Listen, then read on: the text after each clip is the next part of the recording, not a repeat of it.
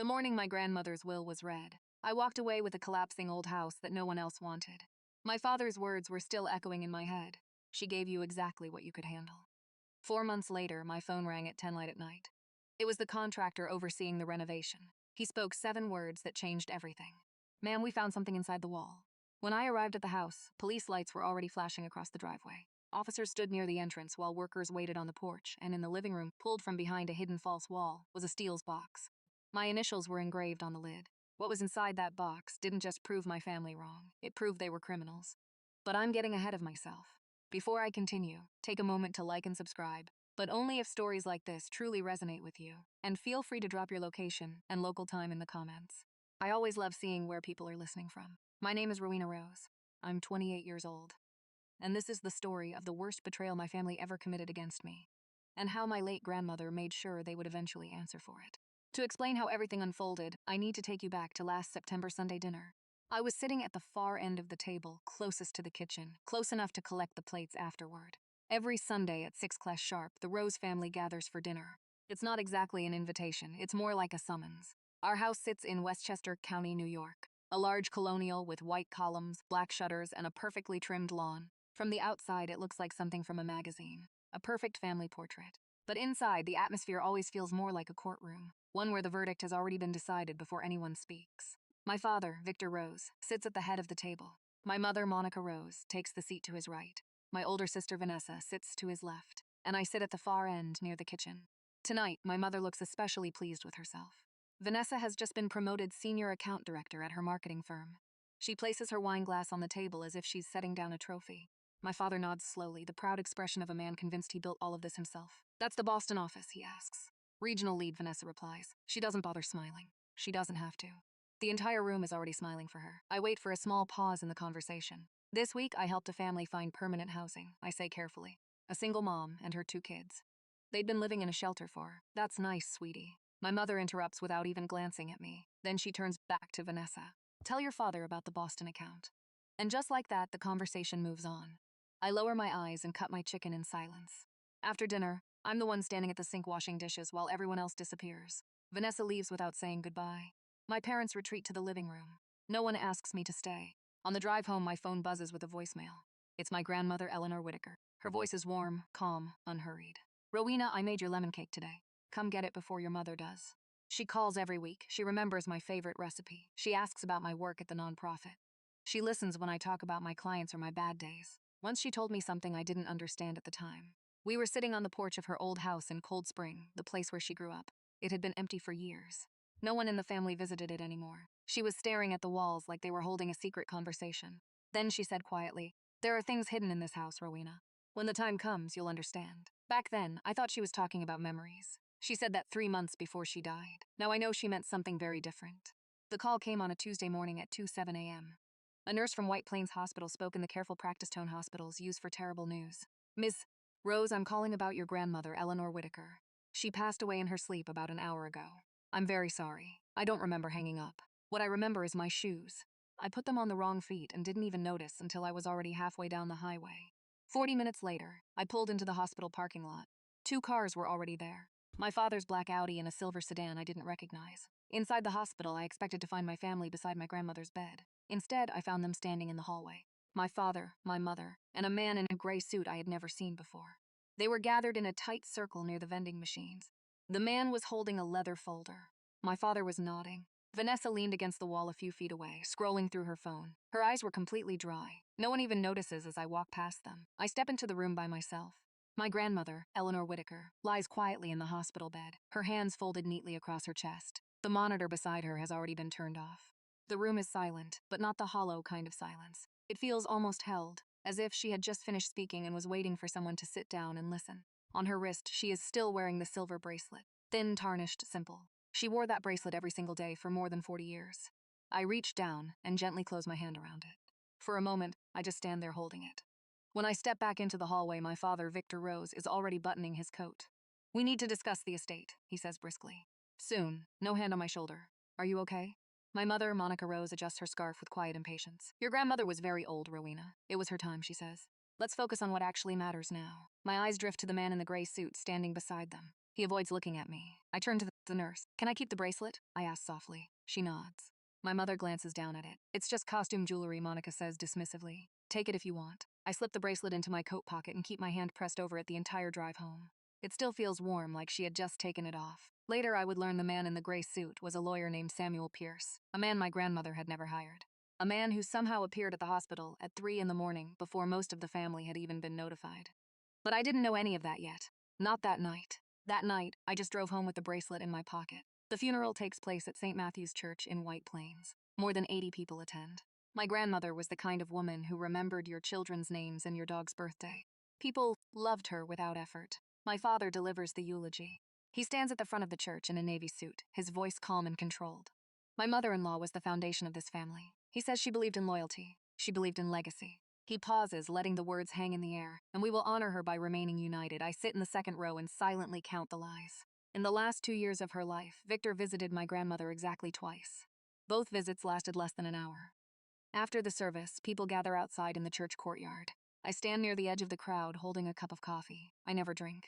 People shake my hand politely, but most of them drift quickly toward my mother, who stands near the entrance, accepting condolences like a diplomat at a formal event.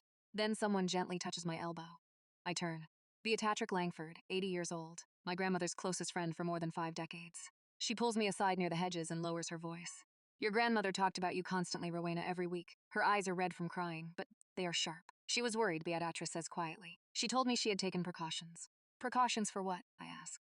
Beatrice opens her mouth, then closes it again. My mother is walking toward us with a wide practiced smile. Beatrice, thank you so much for coming, Monica says warmly. She wraps Beatrice in a hug that lasts exactly long enough for someone to take a photo.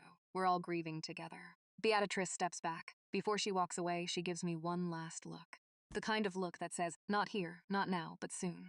That evening, Vanessa posts a photo from the funeral on Instagram. She's standing beside the casket flowers, her head tilted slightly, eyes soft and composed. The caption reads, "Rest in peace, Grandma. We were blessed to be your family." She doesn't tag me. She never has. Later that night, I sit alone in my apartment staring at the silver bracelet on my nightstand. Precautions. What kind of precautions does someone make when they're afraid of their own family? 3 weeks later, we are summoned to the office of Samuel Pierce, attorney at law. It's a name I had never heard until the night my grandmother died. And now he apparently holds the authority over everything she left behind. His office in White Plains feels cold the moment we enter. Beige walls, a conference table, far too long for 5 people. My father sits at one end, legs crossed, hands clasped confidently. My mother sits beside him, perfectly upright. Vanessa sits across from me, scrolling through her phone. Pierce opens a leather folder and begins reading without looking up. To Victor Rose and Monica Rose, management of the Whitaker Family Trust, valued at approximately $2.44 million, including control over all liquid assets and investment accounts. My father gives a satisfied nod. Pice continues to Vanessa Rose, the primary residence in Scarsdale, along with the associated investment portfolio. Vanessa barely glances up. Then Pierce reads the final line, to Rowena Rose, the property located at 14 Birch Hollow Road, Cold Spring, New York. I wait, there must be more. There isn't. Birch Hollow Road is my grandmother's childhood home, a house that has been abandoned for over a decade. The roof leaks. The walls are cracking. 2 years ago, the county condemned the electrical system. Everyone at that table knows exactly what kind of house it is. My father slowly turns toward me. His face is carefully neutral. The expression of a man who rehearsed this moment long ago. Your grandmother understood your limitations, Rowena, he says calmly. She gave you what you could manage. My mother folds her hands. At least you have a roof, she adds. Not everyone gets that. Vanessa never even looks up from her phone. I stare at Samuel Pierce. My grandmother told me she would take care of me, I say quietly. She said it to my face. This isn't what she wanted. My father leans forward slightly. Are you calling your dead grandmother a liar? The room goes completely still. Pierce closes the folder. I stand up. I take my coat and I walk out without looking at any of them. In the parking garage, I sit in my car for 11 minutes before I can even start the engine. My hands won't stop shaking. I press my hands firmly against the steering wheel until the trembling finally fades. That's when something catches my attention. The address, 14 Birch Hollow Road, Cold Spring. The same house, the same porch, the same walls my grandmother once stared at when she told me there are things hidden in this house. Rowena, when the time comes, you'll understand. I turn the key in the ignition and start driving. The house at 14 Birch Hollow Road looks like it fought a long battle with time and lost. I pull onto the gravel shoulder and sit in the car for a full minute just staring at it. The old Victorian frame still stands, but barely. The wraparound porch sags on one side. 3 of the front windows are cracked. The gutters hang crooked like loose teeth. Weeds have swallowed the yard, reaching almost to my waist. Across the street, a neighbor briefly pulls back a curtain to watch me. A moment later, the curtain falls closed again. I walk up the steps and push the front door. It groans loudly but opens. Inside, there is nothing but dust, mildew, and silence. Some of the floorboards feel soft under my feet. weakened by years of rain leaking through the roof. Half the spindles on the staircase railing are missing. Somewhere above me, a bird has built a nest in the ceiling. Then I notice something in the kitchen. On the wall, behind a layer of grime, hangs a framed photograph. It's small and faded. In the picture, a young woman stands in front of this very house, holding a baby in her arms. The yard behind her is clean. The porch is freshly painted white. She's smiling. I turn the frame over. Written on the back in ink that is faded with time are a few simple words. For my Rowena, the house remembers. My grandmother wrote that. I place the photo carefully on the counter. Then I pull out my phone and call the contractor a coworker from my nonprofit recommended. Patrick O'Connor answers on the third ring. He comes to the house that same afternoon. Patrick walks slowly through each room without speaking. He presses his boot against the floors, tests the walls with his knuckles, runs a hand along the peeling plaster. When he finishes, he stands on the porch and removes his cap. 60 to 70,000 minimum, he says. You got that kind of money? I don't. I have $27,500 in savings and a credit line I've never touched. It's not enough, but it's everything I have. I'll make it work, I say. Patrick studies my face for a moment, then he nods once. I'll cut costs where I can, he says. You seem good for it. His crew begins work the following Monday. They rip out old wallpaper, pull up warped floorboards, and start tearing down damaged sections of wall. On the second day, Patrick calls me over to the living room. He's shining a flashlight across the wooden framing of the far wall. This wall's strange, he says. Double layered. I look closer. Two sets of boards with a narrow gap between them. Dark, hollow, intentional. Someone built a false wall here, Patrick says. I stare into the empty space between the layers. Keep going, I tell him. Patrick glances at me, then back at the wall. Whoever built this probably didn't want it opened, he says. But it's your house. He lifts the sledgehammer. The next evening, my father calls. I let the phone ring twice before answering. Rowena, he says, his tone calm and rehearsed. That house is a money pit. You know that. I'll buy it from you. How much? 15,000 cash. At least you'll walk away with something. $15,000 for the house my grandmother grew up in. The house she told me to remember. No, I say. Silence. Then his voice turns colder. You're making a mistake. I hang up. The next morning, my mother sends a text. 3 long paragraphs. The first begins, you're tearing this family apart, Rowena.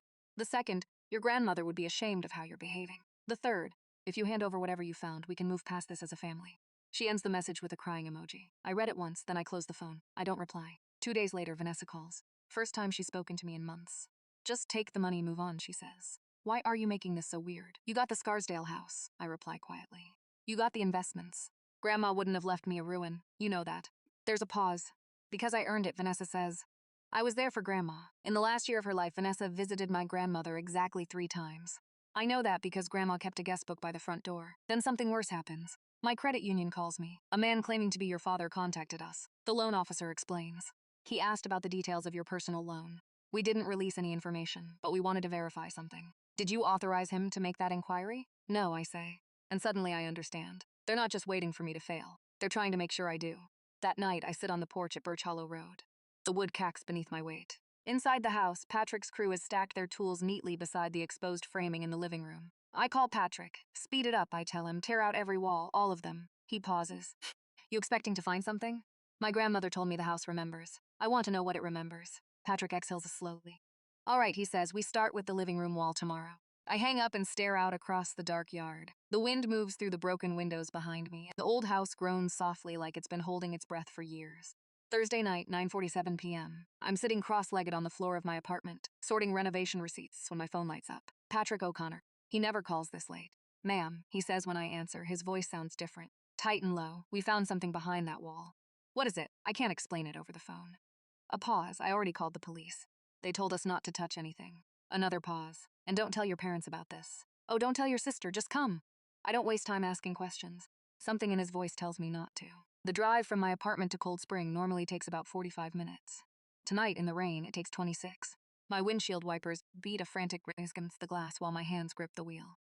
I imagine everything that might be hidden behind that wall. Money, drugs, something illegal, something buried. My thoughts spiral through every possibility. None of them feel right. Then the house appears through the rain. 2 police cruisers sit in the driveway, their red and blue lights flashing across the wet trees. Patrick stands on the porch holding his cap in both hands. His face looks pale in the porch light. It's inside, he says. I follow him through the door. 2 officers stand in the living room. One is taking photographs while the other watches quietly with his arms crossed. The false wall is open now. Plaster dust covers the floor. And in the hollow space between the 2 walls sits a steel box about 2 feet long, a foot wide, covered in decades of dust. On the lid, etched into the metal in precise letters, are my initials. I kneel down slowly, my fingers hover just above the engraving. My grandmother hid this behind a false wall in a house she left only to me. She engraved it with my initials and she locked it with a combination I haven't tried yet. How long has it been waiting here? The officer lowers his camera. It's your property, ma'am. He says you can open it. We just need to document what's inside. I kneel in front of the box. The combination lock has 4 numbers. I think about every number my grandmother ever asked me to remember. Her phone number, her address, recipe measurements. Then I try the simplest one. My birthday, March 19th. The lock clicks. I lift the heavy lid. Inside, the box is divided into 3 neat compartments, each carefully lined with cloth, the kind of careful you only give to things that matter.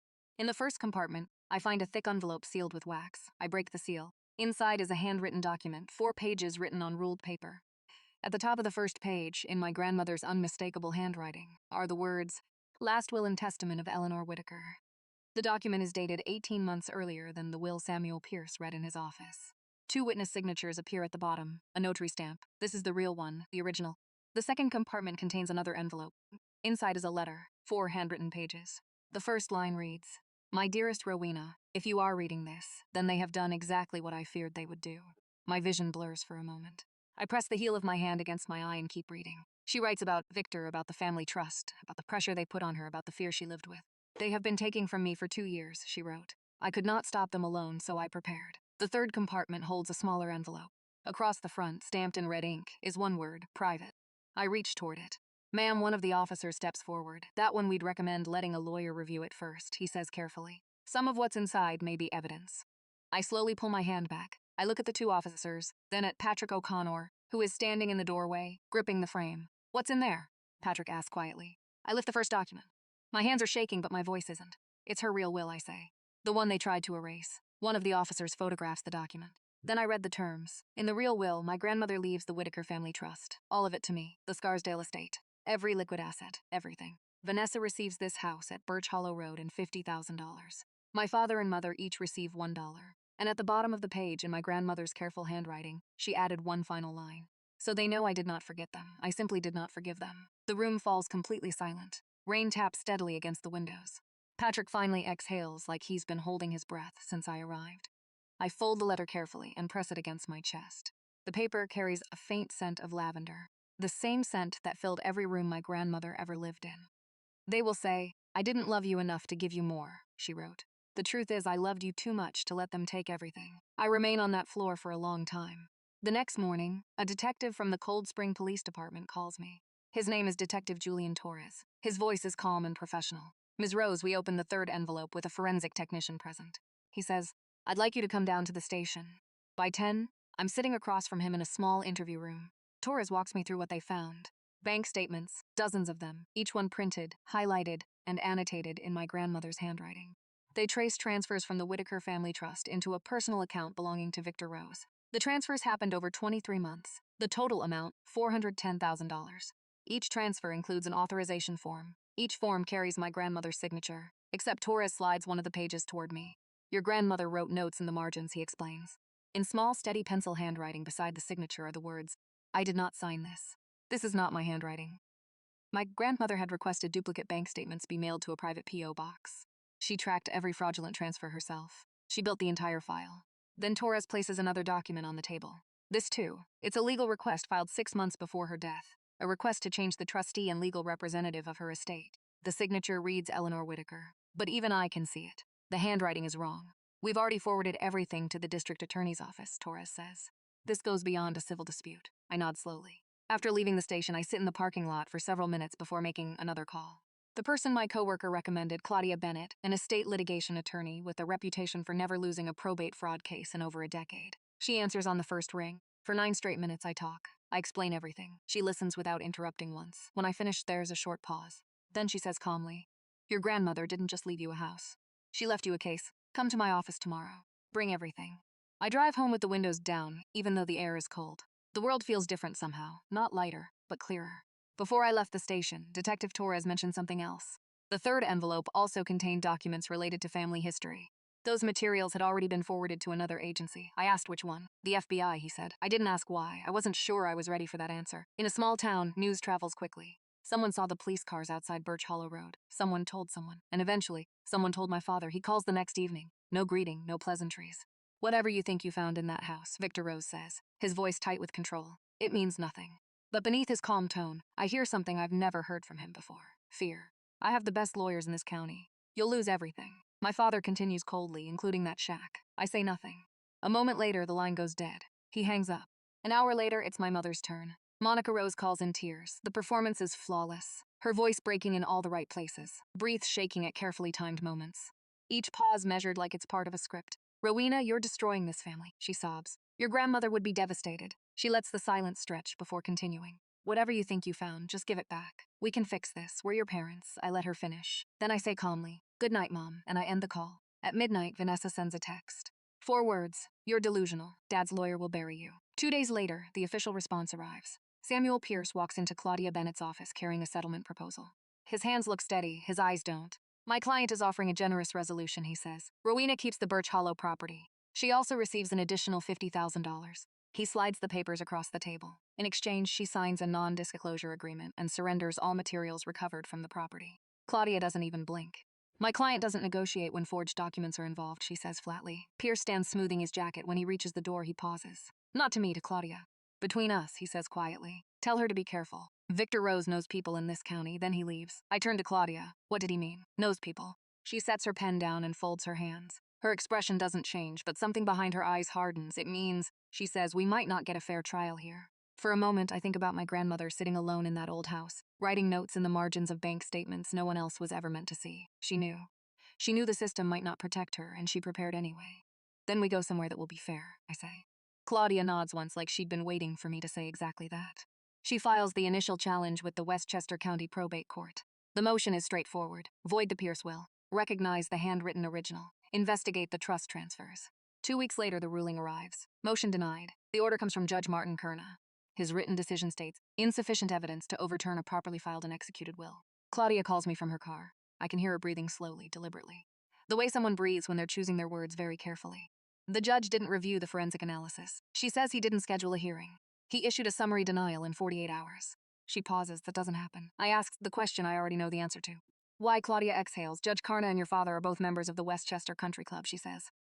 I pulled the sign-in records. They've had dinner together 3 times in the last month. The world tilts, not because I'm shocked, but because, suddenly, everything makes sense. They did exactly what I feared they would do, just like my grandmother wrote. The walls start closing in. The bank refuses to extend my credit. The renovation at Birch Hollow is only half finished, and the bills are piling up. Patrick O'Connor has agreed to delay payment, but I can hear the strain when he says, "Take your time." He means it. But time costs money neither of us has. That night I sit on the floor of the Birch Hollow house. The walls are half gutted. Electrical wires hang exposed. The room smells like sawdust and something older beneath it. I unfold my grandmother's letter again and reread the line I keep returning to. Don't let them make you small, Rowena. The truth is heavy, but it will hold you up when nothing else can sit there in that broken house. I wonder if she knew how hard this would be. Did she know the system itself would push back? Have you ever held something you knew was true and watched every door close in front of you? If you have, I'd love to hear how you kept going. Tell me in the comments. The next morning, Claudia calls. We're going federal. The words feel enormous. Federal, I repeat. Bank fraud is a federal crime, she explains. So is elder financial abuse when interstate trusts are involved. And if the local bench is compromised, we have grounds to escalate. Her voice is steel. This isn't revenge, Rowena. It's procedure. I close my eyes. I picture my grandmother's handwriting, steady, certain, even near the end. Make the call, I say. Claudia contacts the FBI field office in Manhattan. She submits the case file in writing. Forged legal documents, fraudulent trust transfers totaling $410,000, evidence compiled by the victim herself before her death, and a potentially compromised local judge. 1 week later, my phone rings from a number I don't recognize. Ms. Rose, the man says, "My name is Arthur Whitaker. I'm a retired special agent with the FBI. I've been asked to consult on your case because of its complexity." His voice is calm, measured, precise, the kind of voice that makes you listen without knowing why. We meet at a cafe in White Plains. He's already seated when I arrive, in his early 90s, silver hair, a brown tweed jacket over a pressed shirt. Reading glasses rest on the table beside an untouched cup of coffee. His eyes are sharp, but there's warmth in them, the kind that comes from a long life. He doesn't begin by talking about the case. Instead, he asks a simple question. Tell me about your grandmother. I wasn't expecting that. What do you want to know? Whatever you want to tell me. So, I start talking about the lemon cake she used to bake, the weekly phone calls, the way she could make a room feel safe just by sitting in it, the porch in Cold Spring where she'd sit with her coffee, saying almost nothing and somehow saying everything. Arthur listens quietly. He doesn't take notes. He doesn't interrupt. Not once. At one point, he looks away and something shifts in his expression. Not professional distance, something closer to grief. She was remarkable, he says softly. Then he explains that the FBI has opened a federal investigation. Victor and Monica will be subpoenaed.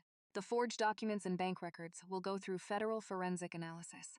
This will go to court, he tells me, and it won't be Judge Kern's courtroom. We stand to leave. Arthur reaches out and takes my hand, holding it gently between both of his, a little longer than a stranger normally would. His palms are warm, his grip careful. He studies my face for a moment. You have her eyes, he says. I smile, slightly confused. People usually say I look like my mother. Arthur shakes his head. No, he says quietly. You look like Eleanor. He lets go and walks to his car. I stay on the sidewalk watching him drive away, and something begins tugging at the back of my mind. A name. A name I feel like I should recognize. Whitaker. Arthur Whitaker. My grandmother's maiden name before she married was Whitaker. I stand there for a long time after his car disappears. My father doesn't wait for the subpoena. Instead, he goes on the offensive. A story appears in the Westchester Register. It looks like journalism, but it reads like a press release. The headline says, Local family in turmoil as youngest daughter contests grandmother's estate. My father is quoted directly. Rowena is going through a difficult period after losing her grandmother. Victor Rose tells the reporter, we only want to support her. He sounds calm, reasonable, even compassionate, and that's what makes it dangerous. My mother escalates things online. She posts a public message on Facebook. The photo is from Christmas 2 years earlier. All four of us standing together in matching sweaters. My grandmother in the center. The caption reads, our family is being torn apart by greed and false accusations. All I ever wanted was to keep us together. Please pray for us. The post gets shared 47 times. Hundreds of sympathetic comments. I'm not tagged, I'm not named, but everyone knows exactly who she's talking about. At work, my supervisor pulls me aside. Rowena, I support you, she says gently. But a few donors have started asking questions. She hesitates. Try to keep this private. She means well, but there is no private anymore. My father made sure of that. Then comes the real attack. Vanessa calls, her voice is flat. Dad says if you don't drop this by Friday, he'll petition the court to have you declared mentally unfit. At first, I think she's bluffing. She isn't. 3 days later, Claudia Bennett forwards me the filing. A petition for mental competency evaluation submitted to the Westchester Probate Court. The petitioner is not my father, it's my mother.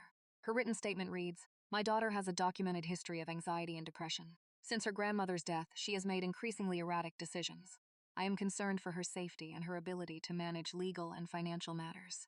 2 years earlier, I went to therapy for grief for the weight of growing up invisible in my own family. My mother knew because I told her. I thought she might understand.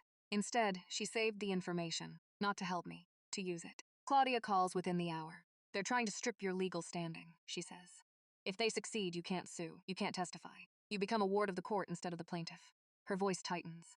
We need to move fast. I stare at my mother's signature on the petition. Neat, centered, not a hint of hesitation in the pen strokes. My own mother filed legal paperwork calling me insane to protect money she stole. That same afternoon, I called Dr. Melissa Grant. She's been my therapist on and off for 2 years. The person who helped me understand the patterns I grew up with. Control, dismissal, conditional love. I tell her everything. She listens quietly. Then she says, I'll have the evaluation letter on your attorney's desk by morning.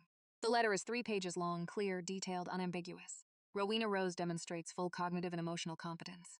There is no clinical basis for a competency challenge. Her decisions appear informed, consistent, and self-directed. Claudia files the rebuttal within 48 hours. Attached are Dr. Grant's evaluation and a motion to dismiss my mother's petition. At the same time, she files a request to transfer jurisdiction to the U.S. District Court for the Southern District of New York Federal Court. The FBI supports the transfer with their own brief.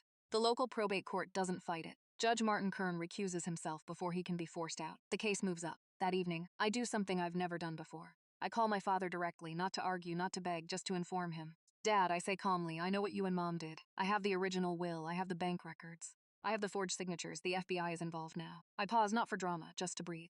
You can stop this or it all goes public, your choice. Silence fills the line, 10 seconds, 15. Finally, he speaks. You're going to regret this, Rowena. You have no idea what you're starting. I didn't start it, I reply. Grandma did. She knew you'd come after her money. She just made sure I'd have the proof. I hang up. My hands are shaking, but not the way they used to.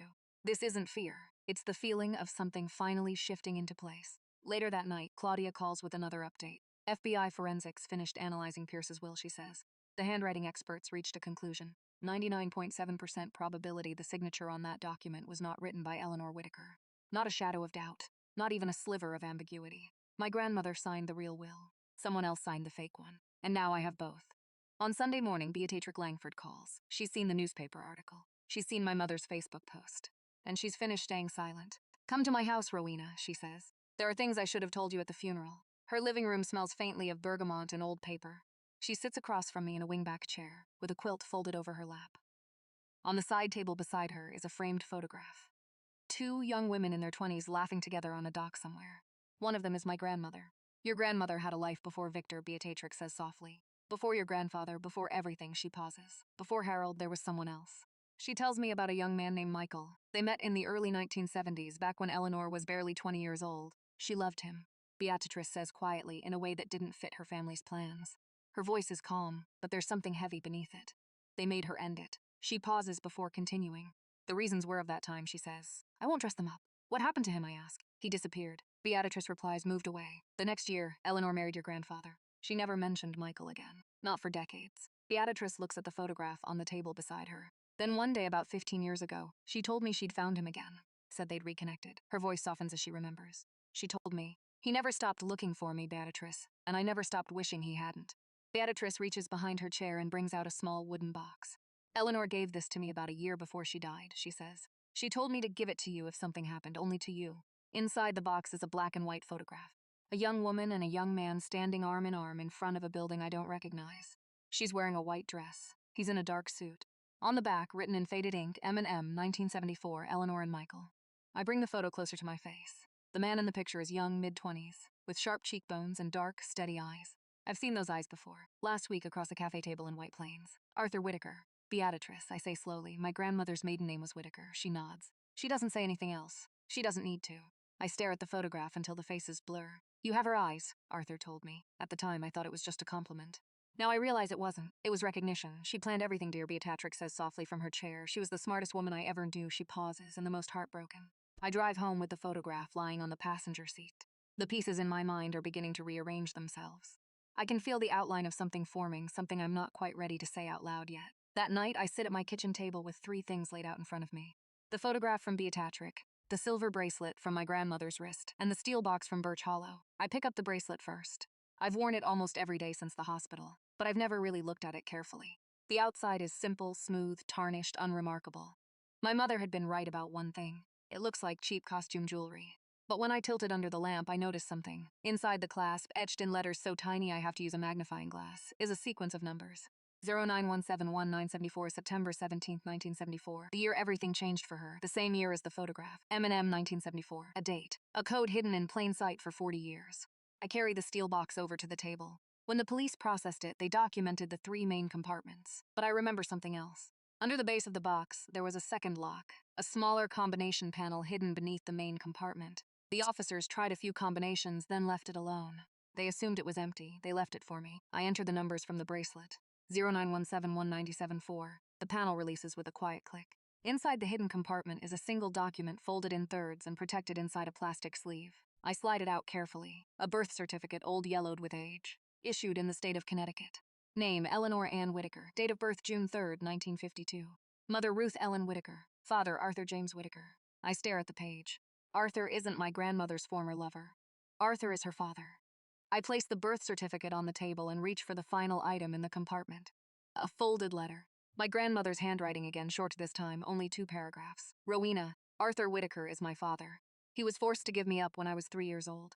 The court took me from him under circumstances that were unjust and unforgivable. I found him again when I was 40. We kept this secret to protect you. Your father would have used it against us. When you meet him, and you will remember that he is family. Real family. The kind that doesn't take. The kind that waits. I read the letter again and again. I hold the paper up to the light as if the words might rearrange themselves into something easier to understand.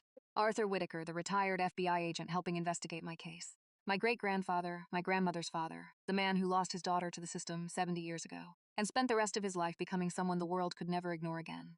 And my grandmother hid the truth inside a bracelet I'd been wearing every day without realizing it. I pick up my phone. I dial Arthur's number. He answers on the first ring like he's been expecting the call. I found the hidden compartment, I say. I know who you are. The line goes quiet.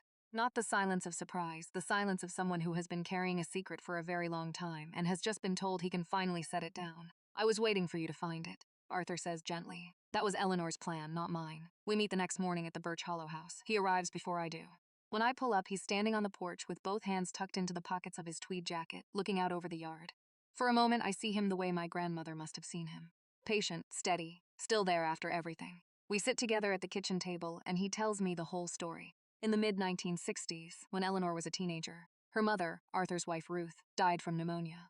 Arthur was in his early 30s at the time. He worked part-time at a hardware store. He had no savings. Ruth's family petitioned the court for custody. The court agreed. Eleanor was taken from him. At first, they told me I could visit, Arthur says. Then the visit stopped. Then the address changed and eventually she was gone. He spent 15 years searching for her. I joined the bureau because it gave me access to systems most people couldn't reach, he explains. I told myself it was about justice. He pauses. But it was really about her. Arthur finally found Eleanor in 1992. She was 40 years old. They met in a park in Hartford. They sat on a bench for 3 hours and barely spoke. She just held my hand and that was enough. Arthur and my grandmother kept their reunion secret. Victor married Monica the year before I found Eleanor again. Arthur explains quietly. And Eleanor told me he was already asking questions about her finances. He shakes his head slightly. She said if Victor ever discovered me, he'd twist it. He'd claim reconnecting with the father she'd been taken from meant she was unstable. Arthur looks directly at me. His eyes are wet, but his voice remains steady. 3 years ago, Eleanor called me and said he's going to steal everything when I die. Arthur pauses, and I made her a promise. He exhales slowly. I told her I couldn't save my daughter from that family, but I would save my granddaughter. I don't say anything. I don't need to. I reach across the table and take his hand. Then Arthur tells me something else. Before she died, my grandmother had already sent him copies of the trust documents and bank records, a backup, insurance in case something happened to the steel box. But he explains something important. Copies sent by someone who later dies can sometimes be challenged in court. The originals matter. The originals recovered by the rightful heir from property legally transferred to her. Arthur says that's ironclad. That had been the plan. Not Arthur's, not Claudia's, my grandmother's. She couldn't fight them while she was alive, so she built a case after she was gone. And she trusted the one person they underestimated most to find it. Me. After Arthur leaves, I sit in that kitchen for a long time. The bracelet rests on my wrist. The birth certificate lies open on the table. Outside, the yard is silent. For the first time in 28 years, I begin to understand what family is supposed to feel like. It doesn't demand, it doesn't perform, it doesn't keep score, it waits. Wednesday afternoon, Claudia Bennett's office. 3 chairs pulled around her desk. Claudia, Arthur, and me. Behind her, a whiteboard is covered with dates, names, and red arrows connecting them. Here's where we stand, Claudia says. Federal court, the U.S. District Court. This isn't just a will contest anymore. It's a criminal referral with a civil probate challenge attached. She taps the board. Potential charges under review, forgery of legal documents, bank fraud under federal statute, elder financial abuse, conspiracy. Arthur leans forward. The FBI has completed its forensic analysis, he says. Handwriting comparison confirms the signature on the Pierce will is forged. The authorization forms for the trust transfers, also forged. 6 separate documents carrying Eleanor's name, none written by her. Claudia nods. And there's more. We have Eleanor's video deposition. I blink. Video. Arthur opens a folder. Your grandmother recorded a sworn statement 8 months before she passed. He explains she filmed it at Beatrice Langford's house with a notary present. She anticipated that if the box was found, they'd claim she was confused or manipulated. He slides a small USB drive across the desk. This is Eleanor Whitaker stating clearly, while of sound mind, that any will presented by Samuel Pierce is fraudulent. I press my fingers against my temples. She thought of everything. Victor already knows the hearing date. Claudia says he's been calling everyone. His lawyers, the former judge, people from his country club. She shrugs slightly. But this is federal court now. Judge Kern has no jurisdiction. Victor's connections stop at the county line. That evening, my mother calls again. This time she isn't crying. Her voice is cold. If you go through with this, you will have no family left. She says, is that what you want? I look at the silver bracelet on my wrist, at the photograph of Arthur and my grandmother sitting on my kitchen counter, at the letter that begins, my dearest Rowena, I haven't had a real family in a long time, Mom, I reply quietly. I just didn't realize it. She hangs up first. That night, I return to the Birch Hollow house. The renovation is halfway finished. New floorboards line the hallway. Fresh paint brightens the kitchen, but the living room wall remains open where the steel box was discovered. I ask Patrick to leave it like that. A reminder. Tomorrow, I walk into a federal courtroom. I will carry my grandmother's handwriting in my bag, her bracelet on my wrist, and her father beside me. Tomorrow they will see me, not the version they created, the real one. The morning of the hearing, I wake at 5. An email waits in my inbox sent at 3:47 a.m. from my father. Not just to me, to every family address he has, aunts, uncles, cousins, 26 recipients. The subject line reads family. The message says it breaks my heart to write this. Rowena is attempting to extort our family using fabricated documents and the influence of strangers. She has struggled with mental health issues and is being manipulated by outside parties who want access to Eleanor's estate. We ask for your prayers and understanding as we fight to protect Eleanor's true wishes. By 7, my phone shows 4 missed calls. Aunt Karen, Uncle Dale, a cousin I haven't spoken to since 2019. None of them leave messages. I know what they want to ask. I silence my phone and I drive. The federal courthouse in Manhattan rises from the street in limestone and glass. Massive, impersonal, completely indifferent to family drama. I park 3 blocks away and walk. Outside the entrance, I see them. My father stands in a charcoal suit, posture straight, speaking to a reporter from the Register. He pauses for a photograph. Controlled, respectable. We're confident the truth will come out today, he says calmly into the reporter's recorder. My mother stands a few feet behind him, clutching a tissue while talking to a woman from their church. I just want my family back together, she says loudly enough for anyone passing to hear. And then there's Vanessa. She's not standing with them. She's alone near the east wall of the building, arms crossed, staring down at the pavement. No phone, no performance. When she looks up and sees me, something flickers across her face. Something I've never seen before. Not anger, not indifference. It might be fear or maybe the first honest emotion she's felt in months. I don't stop. I walk past all three of them and through the courthouse doors. Inside the lobby, Claudia Bennett is waiting with her briefcase, and beside her stands Arthur Whitaker, tweed jacket, silver hair, solid as stone. I take my place between them. Claudia Bennett on my right, Arthur Whitaker on my left. The courtroom is half full, about 15 relatives scattered across the gallery. 2 reporters sitting near the aisle, a court clerk at the front. 2 U.S. Marshals posted beside the door. Across the room, my father's legal team, 2 attorneys from a Hartford firm, arranges their files at the defense table. Victor Rose sits down beside them. He glances briefly at Arthur, doesn't recognize him, then looks away. The door behind the bench opens. All rise. Judge Patricia Morrow enters. She's small, silver-haired, and moves with the quiet efficiency of someone who has no interest in wasting words or time. She takes her seat. Counsel, she says calmly. Pros. Claudia stands. She doesn't rush. In one hand, she holds a folder. In the other, a small remote. Behind her, a projector flickers on. Your Honor, she begins. This case begins with a death and a lie. A timeline appears on the courtroom screen. 2 columns.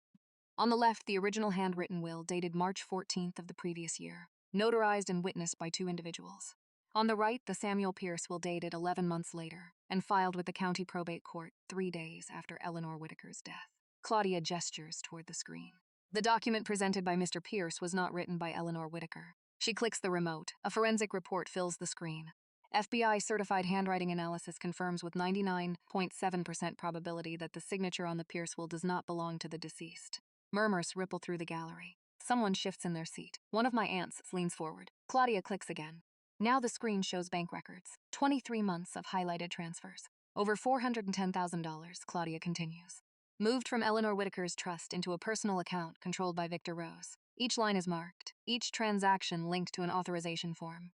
Each authorization bearing a forged signature. My father's lead attorney stands abruptly. Objection. The provenance of these documents has already been established through law enforcement recovery and federal forensic verification. Claudia replies without even turning around. I have the chain of custody report here. Judge Moraro glances toward the defense table. Overruled. Continue. Claudia opens the folder in her hands. She lifts a photocopy. Then, she begins reading aloud. I am writing this while fully of sound mind. My son-in-law, Victor Rose, and my daughter, Monica Rose, have been systematically stealing from my trust for 2 years. I fear that if I confront them, I will be silenced. The courtroom goes completely still. 1 reporter freezes with their fingers over the keyboard. 2 relatives in the second row exchange a look I can only describe as horror. My father sits rigid, his jaw tight. My mother's hand moves to her throat. This time it isn't acting. At the back of the courtroom, Samuel Pierce shifts in his chair. Then he stands. Sit down, Mr. Pierce. Judge Morrow says without looking up. You are a material witness. You will remain seated until called. Pierce sits again. His face has gone pale. Claudia turns back to the court. This is not a family disagreement, Your Honor. She lets the silence settle before finishing. This is a crime scene disguised as a will. Then she says, the plaintiff calls Arthur Whitaker. Arthur rises from the seat beside me. He buttons his jacket 1 deliberate movement and walks calmly to the witness stand. His footsteps are soft on the courtroom floor. He doesn't hurry. My father glances toward him, frowning slightly, then looks to his attorneys. One of them shrugs. Arthur is sworn in. He sits upright, hands folded, waiting. Claudia approaches the stand. Mr. Whitaker, she says. Please state your relationship to the deceased, Eleanor Whitaker. Arthur turns his head slightly toward the gallery. His voice carries across the entire courtroom. Eleanor Whitaker was my daughter. The room doesn't explode. It collapses inward. A sharp collective inhales and then silence. Someone covers their mouth. A chair cacks. 1 reporter's pen freezes midword. My father's head snaps toward my mother. You told me her father was dead, he whispers harshly. My mother doesn't answer. Her face has gone completely white. Her lips move, but no sound comes out. Claudia continues. Mr. Whitaker, could you explain the circumstances?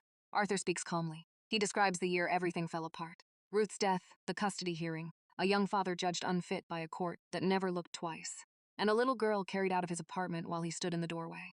I spent 15 years searching for her. Arthur says I joined the FBI because I needed access to systems that had already failed me once. He pauses. We reconnected in 1992. We kept it private to protect Eleanor and to protect Rowena. Claudia inserts the USB drive. The courtroom screen flickers to life again. Now it shows a video. A familiar living room, Beatrice Langford's house. My grandmother sits in a chair facing the camera. Her hands rest calmly in her lap. Beatrice stands behind her. A notary sits to the side. My grandmother begins speaking. Her voice is thin but steady. I, Eleanor Ann Whitaker, declare that any will produced by Samuel Pierce after September of last year is fraudulent. I am of sound mind. My son-in-law and my daughter have been stealing from me. This recording is my sworn testimony. She pauses. Then she looks directly into the camera lens. And to my Rowena, I'm sorry I couldn't say this while I was still here, but I'm saying it now. The video ends. The screen fades to black. My mother makes a sound. Not quite a cry, not quite a word. No one moves to comfort her. My father suddenly pushes back from the defense table. This is a setup, he shouts. That man is a stranger. He has no standing. Judge Mararo's gavel strikes once. Sit down, Mr. Rose, she says sharply, or I will hold you in contempt. My father sits again. His attorney tries to steady him with a hand on his arm. He shakes it off. Arthur glances toward me from the witness stand. He doesn't smile. He doesn't need to. His eyes say the only thing that matters. I'm here. I lost my daughter once to the system, Arthur says quietly. I will not lose my granddaughter to the same family that stole my child's peace. The court reporter pauses, then continues typing. Judge Mararo writes something in her notes. Her pen moves slowly, steadily, the kind of movement that comes just before a ruling. Court will recess for 15 minutes, she announces. The gallery stirs. People stand, whisper, avoid looking at my father. I step out into the hallway. Claudia reviews her notes near the wall. Arthur speaks quietly with the FBI liaison near the water fountain. Then I hear footsteps behind me, fast, purposeful. Rowena, I turn. Vanessa stands 3 feet away. Her eyes are red, her hands clenched at her sides. For the first time in years, she isn't holding her phone. I want to testify, she says. Claudia looks up. I look at my sister, searching her faces for manipulation, for strategy, for performance. I find none of those things. What I see instead is someone who has just watched the ground collapse beneath the only story she ever believed about our family. I nod. 10 minutes later, Vanessa Rose takes the witness stand. My father's attorneys object immediately. The witness is a beneficiary of the contested will. One of my father's attorneys argues quickly. Her testimony is compromised. Judge Patricia Morrow barely glances up. The witness is testifying voluntarily against her own financial interest, she replies. She pauses. I'll allow it. Proceed. Vanessa grips the edge of the witness stand. She doesn't look at our parents. She looks directly at the judge. I knew the will had been changed, she says. Her voice trembles, but she keeps speaking. I didn't know exactly how it was done, but I knew Grandma would never have left Rowena with a broken house. She loved Rowena more than any of us. A quiet sound ripples through the gallery. One of my aunts presses her hand harder against her mouth. Vanessa swallows. Dad told me to stay quiet. Mom said it was for the family. I believed them because it was easier than believing I was part of something wrong. She takes a slow breath. Dad told me while Grandma was still alive, he said. When she dies, everything comes to us, not Rowena. She isn't built for it. I didn't argue. I didn't ask questions. I accepted what I was given, because that's what I was raised to do. Then finally, she turns not toward our parents, toward me. I'm not asking you to forgive me, Rowena, she says quietly. I'm telling the truth because Grandma deserved it and because you're braver than I'll ever be. The courtroom falls silent. My father's face is stiff, drained of color. My mother's chin trembles. She searches Vanessa's face silently, begging for something. But Vanessa has already turned away. My father's attorneys lean toward each other. Neither of them speaks. Judge Morrow writes a brief note. Then she looks toward the defense table. Does the respondent wish to call any witnesses? My father's lead attorney stands, pauses, then slowly sits down again. No, Your Honor. The gavel strikes once. We will proceed to ruling. Vanessa had said something on the stand. I was the favorite. But being the favorite in that family meant being the most useful accomplice. Those words hang in the air like dust after a wall has been knocked down. Judge Mararo takes 11 minutes. Then she returns to the bench. She adjusts her glasses and reads from a prepared statement. Her voice is calm, measured, and absolutely merciless. This court finds the following.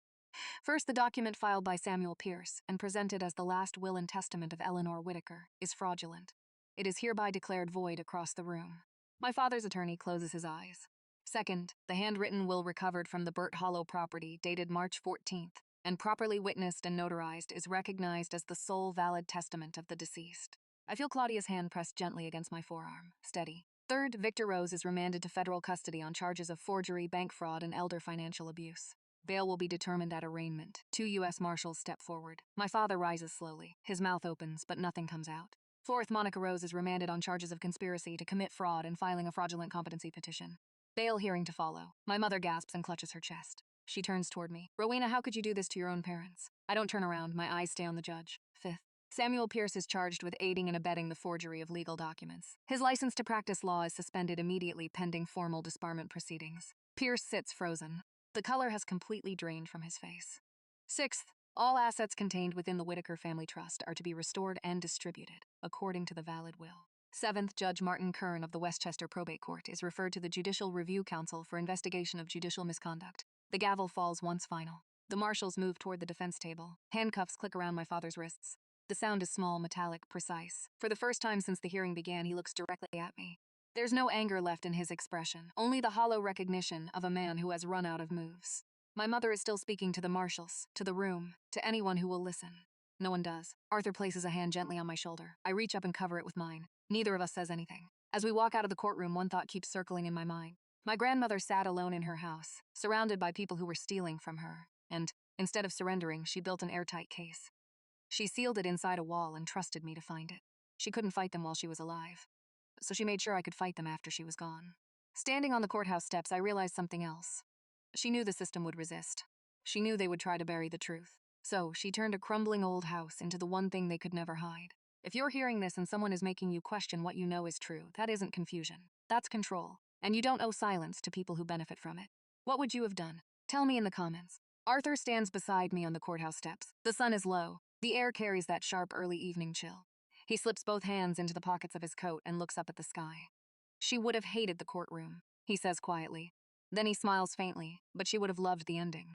I don't feel victorious. What I feel is the weight of a truth that never should have been buried. Within 48 hours, the story spreads everywhere. Westchester County suddenly pays attention. The Register runs a follow-up article. This time it doesn't read like a carefully planted press release. This time the headline says, "Local businessman arrested for trust fraud. Forged will overturned in federal court." My father's statement from the courthouse steps, "We're confident the truth will come out," today appears again in the third paragraph. It reads very differently now. Monica's Facebook page goes quiet. The comments under her last post, the Christmas photo with the matching sweaters, the one asking people to pray for the family, turn quickly. "You lied to everyone. You should be ashamed." By Thursday, the entire account disappears. People who avoided my eyes at the funeral suddenly call with warmth they never had before. I let most of those calls go to voicemail. Not because I'm bitter. I just don't have the energy to carry their guilt too. Beatrice Langford calls first, and for Beatrice I answer. She almost never cries, but today she does. "Eleanor would be so proud of you, sweetheart," she says softly, "so proud." Over the following weeks, Claudia Bennett updates me as the sentencing unfolds. Victor accepts a plea agreement, 8 years in federal prison. Monica receives 4 years. Samuel Pierce gets 3 along with permanent disbarment. Judge Kern resigns from the bench before the judicial review finishes its investigation. The Westchester Country Club revokes his membership.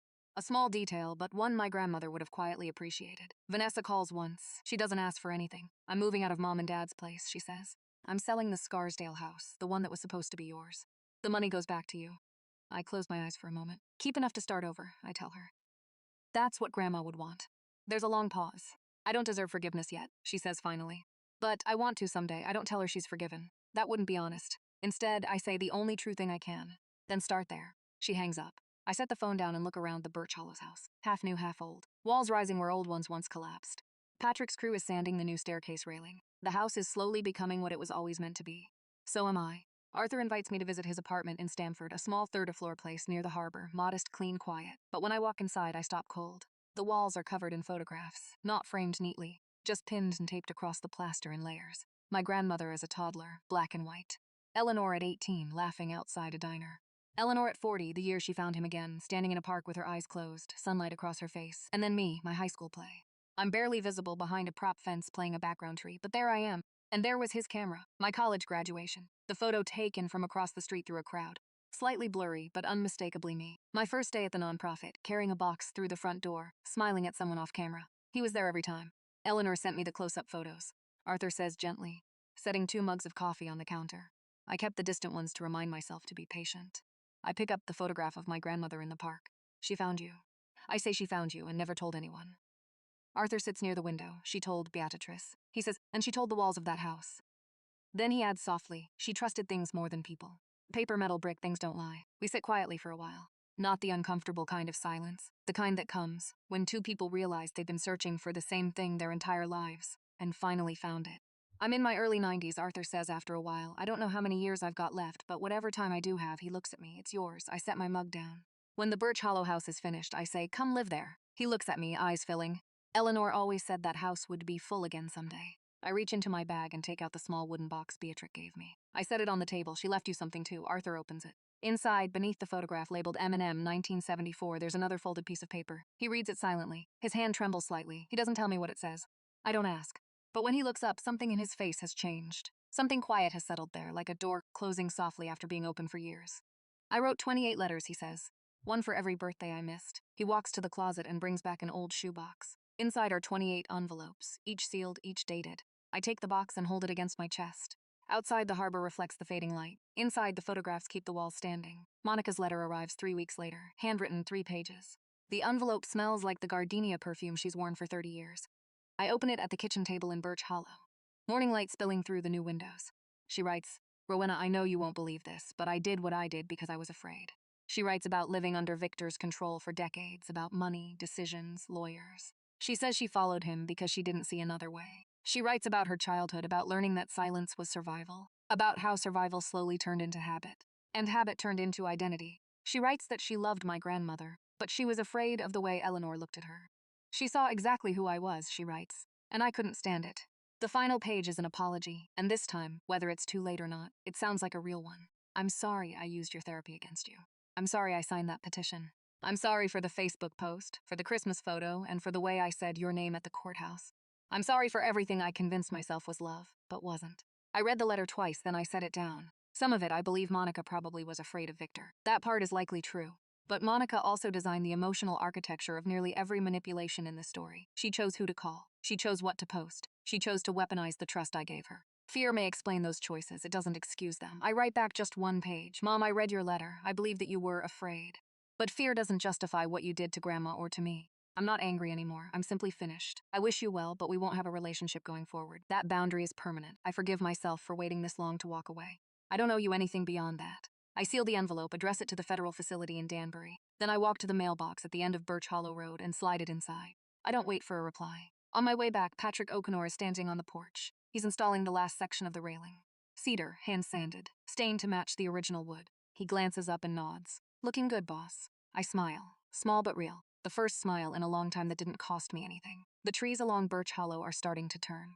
Orange at the edges, gold beneath. The kind of beauty that only appears after something decides to let go. 6 months after the trial, the house at 14 Birch Hollow Road is finished. New white oak hardwood floors, the same species used here in 1948. Fresh plaster walls, windows that open easily instead of fighting back, a kitchen with a gas stove, ceramic tile backsplash, and a hook by the door where Grandma's old guest book now hangs. Blank pages waiting. Patrick's crew works today in quiet concentration, the way people do when they know they've built something that matters. Patrick himself installs the final baseboard in the living room, the same room where the false wall once stood. He runs a hand along the finished wood, then stands and brushes dust from his knees. 22 years in construction, he says. This one I'll remember. That afternoon I hang the photographs. First, the original. My grandmother Eleanor, young, holding a baby, standing proudly in front of this house when it was still whole and white. I place it exactly where the false wall used to be. Next to it, the 1974 photo, Eminem, Eleanor, and Michael standing arm in arm before life pulled them apart. Beside that, a new picture taken last week. Arthur and me on the finished porch. Patrick behind us with both hands on our shoulders, laughing at something someone said off camera. Arthur moves in on a Saturday. He brings one suitcase and the shoebox of letters. He takes the downstairs bedroom, the one facing the garden my grandmother planted decades ago. The rose bushes had been cut back. Now they're already blooming again. His first morning, I find him sitting on the porch, coffee in his hand, in the exact chair where Eleanor used to sit. He says nothing, just watches the yard. The silence feels comfortable, complete. That afternoon, Claudia Bennett calls with the final legal updates. Victor, 8 years in federal prison. Monica, 4 years with eligibility for supervised release after 2. Samuel Pierce, 3 years and permanent disbarment. Forced resignation, pension under review. The trust is fully restored. The Scarsdale house sale closes next month. Vanessa kept enough to rent a small studio in New Haven and enroll in a counseling program. The rest of the money was returned. Total recovered just over $1.9 million. I don't stare at the number long. The money was never the point was the truth. And the truth is, sitting on my porch, drinking coffee while the rose bushes grow. Told you the house was worth saving, Patrick says as he heads toward his truck with his toolbox. Just needed someone who cared enough. I stand in the doorway and watch him drive away. Behind me, the house is warm, quiet, full of light. 1 year later, I stand on a freshly poured sidewalk beside the lot next to Birch Hollow. In front of me is a renovated farmhouse. Above the entrance hangs a wooden sign, Eleanor Whitfield Community Center. The building used to be an old storage barn. Patrick's crew gutted it and rebuilt everything. Now it's alive. 3 counseling rooms, a small legal aid office, a meeting hall with folding chairs, and a donated coffee machine that only works half the time. The mission is simple. Free legal support for people facing financial abuse inside their own families. Support groups for adults rebuilding their lives after arrangement. Mentorship for young women learning to navigate systems that were never built for them. I didn't build this to prove anything. I built it because I know what it feels like to hold the truth in your hands while no one is willing to listen. The opening ceremony is small. About 60 people, neighbors, former coworkers, a few clients from my old nonprofit. Patrick and 2 of his crew stand in the back with their arms crossed, blinking suspiciously. Beatrice cuts the ribbon. Her hands shake. She laughs about it. Eleanor would have done this faster, she says. The crowd laughs with her. Claudia stands quietly near the doorway. She catches my eye and gives a small nod, the kind that says, "This was worth it." Arthur stands beside me. He doesn't speak during the ceremony. He doesn't have to. When I step up to the small podium, he places one hand on the back of my chair, the way a father does at a graduation. I keep my speech short. My grandmother hid the truth inside a wall because she didn't have a safe place to say it out loud. I tell the crowd, this center exists so no one ever has to hide the truth again. It isn't about revenge. It's about making sure the truth always has somewhere to stand. After the ceremony, I notice something. A small bouquet of white roses sitting beside the entrance. No card, but I know who sent them. Vanessa, I leave the flowers exactly where they are. Right at the threshold, not quite inside, not yet, but present. Arthur stays outside, long after everyone else has gone inside for coffee. He stands in front of the wooden sign, reading the name Eleanor Whitfield. Slowly, he reaches up and touches the letters with his fingertips. He doesn't say a word. Some things don't need words. They just need a place to exist. That evening, after the last guest leaves and the coffee machine finally gives up for the day, I sit on the porch at 14 Birch Hollow Road. Arthur sits beside me, 2 mugs of decaf between us. The sky is turning amber and indigo at the edges. And somewhere in the yard, the first fireflies of the season are flickering to life.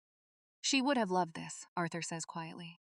She planned it, I reply. We just showed up. He chuckles softly, a tired, gentle sound, the sound of a man who waited 70 years to sit on this porch. I glance down at my wrist. The silver bracelet catches the last sliver of daylight. Thin, tarnished, ordinary. If you didn't know what was engraved inside, you'd never notice anything special about it. Monica once called it costume jewelry. She wasn't entirely wrong. It was a costume, a disguise. For 40 years, it carried a secret in plain sight. The bracelet held a code. The code opened a box. The box revealed the truth. And the truth held me up when nothing else could. The story I shared isn't really about winning a court case or reclaiming money. It's about something deeper. The courage to trust what you know is true, even when the people closest to you try to rewrite your reality. For a long time, I believed family meant loyalty. At any cost. Silence for the sake of peace and accepting whatever role I was given. But the truth taught me something different. Real family is not defined by blood or shared names. It's defined by the people who stand beside you, when standing beside you is difficult. Sometimes the hardest step is not fighting others. It's giving yourself permission to walk away from what is hurting you. Boundaries are not cruelty, truth is not betrayal, and choosing dignity is not selfish. If this story leaves you with anything, let it be this. When you hold the truth with steady hands, it will carry you farther than fear ever could. If this story touched you, even in a small way, I'd really appreciate your support. Please take a moment to like the video because it helps this story reach people who may need to hear it. If you've ever faced something similar, family conflict, betrayal, or the courage it takes to stand up for the truth, share your thoughts in the comments. Your story might help someone else feel less alone. And if you believe more people should hear stories about resilience, truth, and finding strength in difficult moments, please share this video with someone who might need it. Finally, don't forget to subscribe to the channel so you don't miss the next story. There are many more powerful journeys ahead. Thank you for listening until the very end. Your time, your support, and your voice truly mean more than you.